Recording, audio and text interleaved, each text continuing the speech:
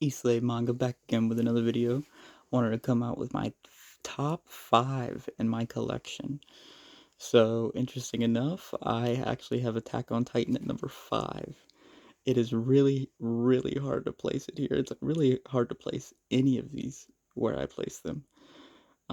It's funny, I feel like so many people are probably going to be putting comments about, like, how can you put No Longer Human over Vagabond? But it's just like, for me, I don't know. I find it very relatable. I'm not gonna say very much with Berserk, because I mean, who fights demons like that? But come on. Back to the number 5 of Attack on Titan.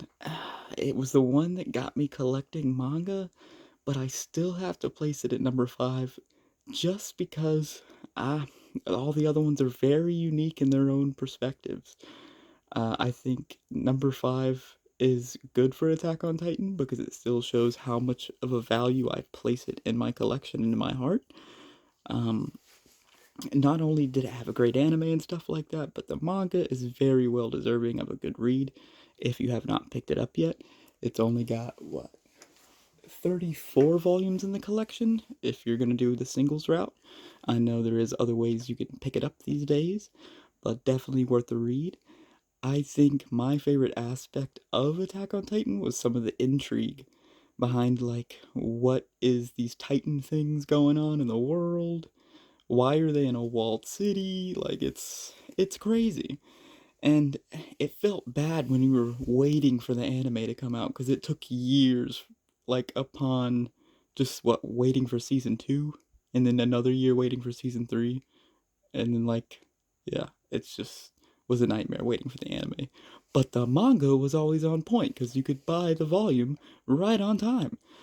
So I felt like I kind of missed out on just watching the anime how I would have liked to, but the manga never disappointed. So at the end of it, I felt like I wasn't disappointed, but they could have took a little bit of a different route. But I mean, I don't know. I feel like it was still an amazing ending for Attack on Titan, regardless. I don't like to spoil any stories or anything like that because, as I just told you, I want you to go read it. I want you to go buy it. You know, if you don't have it in your collection, it is definitely worth the read and worth to keep in your collection. For me personally, I will for a very long time.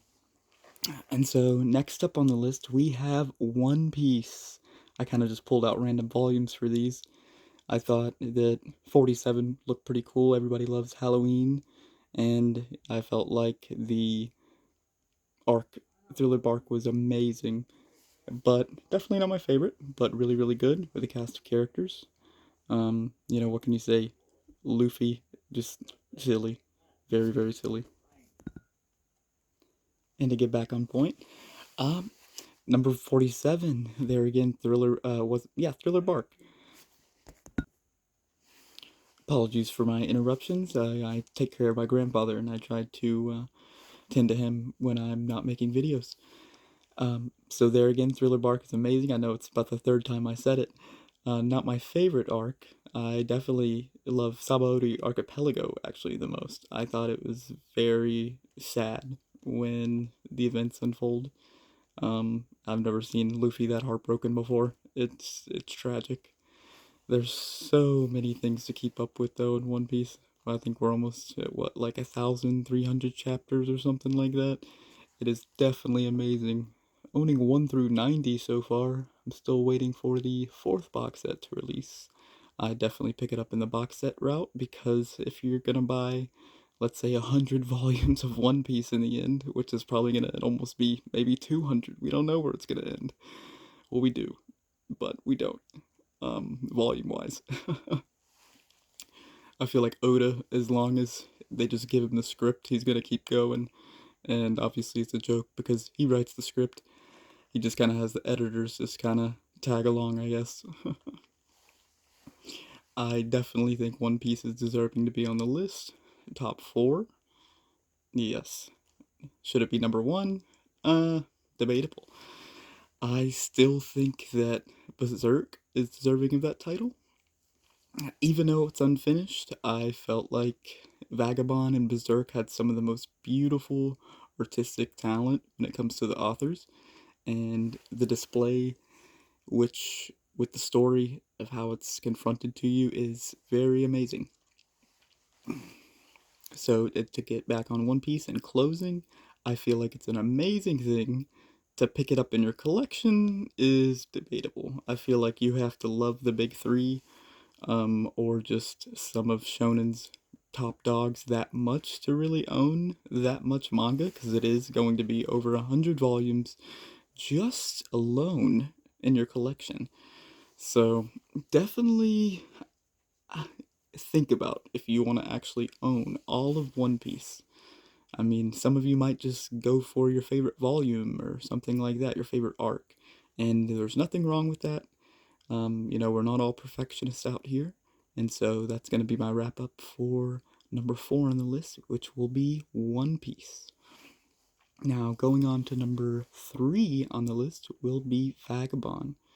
I'll just give you a little glimpse of Vagabond. I do not own the singles, I own the Visbig, but some of the art styles for me is just amazing. Even some of the most simplistic things can be breathtaking. There again, Takehiko Inoue did not finish Vagabond, but it's still, for me, a masterpiece. I was debating if I wanted to put Vinland Saga above Vagabond, but I couldn't. I just couldn't find myself to do it because there's so much emotional dynamics within Vagabond, whether you're growing yourself, you're dealing with shame, or you're dealing with all these other different insecurities from different characters' perspectives. It's very, very dynamic and interesting. And obviously, kind of based off a true story to a degree, with creative liberties, going off the life of Miyamoto Musashi. So, very, very interesting read. I picked it up in the Visbig. I own all 12 volumes of those, and then the last volume in the singles. But I definitely think it's worth. Here, I just want to give you a small little glimpse. As you can see, it can look very good on your shelf. So definitely pick it up. Similar concept with the Visbig Dragon Ball edition. Can look very, very good on your shelf. And so we're going to wrap that one up. We're going to go off to number 2 on the list, No Longer Human. So this is a complete edition, and the reason I have this so high on the list is because it's out of print. It's out of print. It's a really, really good story, and very sad. But I almost view it as like a modern concept of like Buddhism. You're like born into privilege, and then you find no contentment in life, and then you find that one aspect of contentment and happiness, and then it's like taken away from you, and then you still keep on living. So, with obviously Buddhism, you're born amazing, and then you just went to go study the poor. So, similar concepts, but still different. I felt like the butterfly is a really tragic aspect into No Longer Human. Interesting enough, I actually own the Japanese volumes 1 through 3 of the series because I didn't know if they were ever actually going to reprint No Longer Human in English. And I didn't really want to spend $300 for a single series that I really enjoy, but there again, it just didn't seem wise to spend $100 per volume on these 3 volumes. Maybe some of you have it in your collection from when it was originally priced. Like I remember Insidious Swede, he had it in his collection and he bought it at the normal pricing, and I was like, man, I was so jealous because I started watching his videos like probably 2-3 years after he came out. And so definitely worth the read for No Longer Human. I do want to give a warning that it is definitely a little bit explicit. It is definitely a little bit explicit. Not for the faint of heart, and definitely not for your younger audiences. And so now we're going to move on to number 1 on the list, which will be Berserk.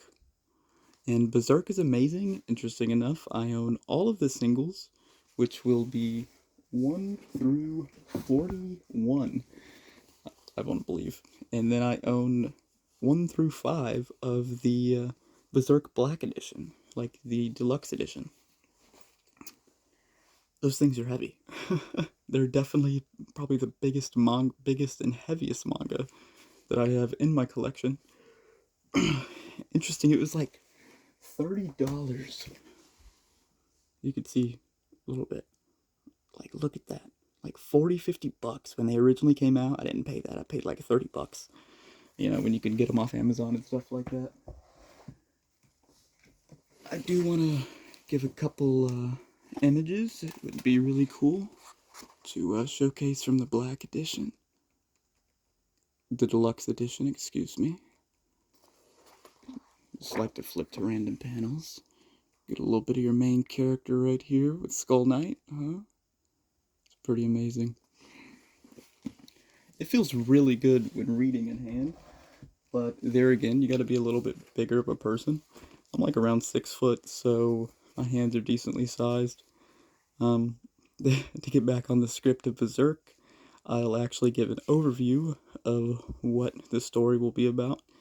You have a black swordsman, and he was born in a very, very dark life. Definitely explicit, not for the faint of heart. Even more so than any others on the list. Yes, even Attack on Titan, where people are getting eaten all the time.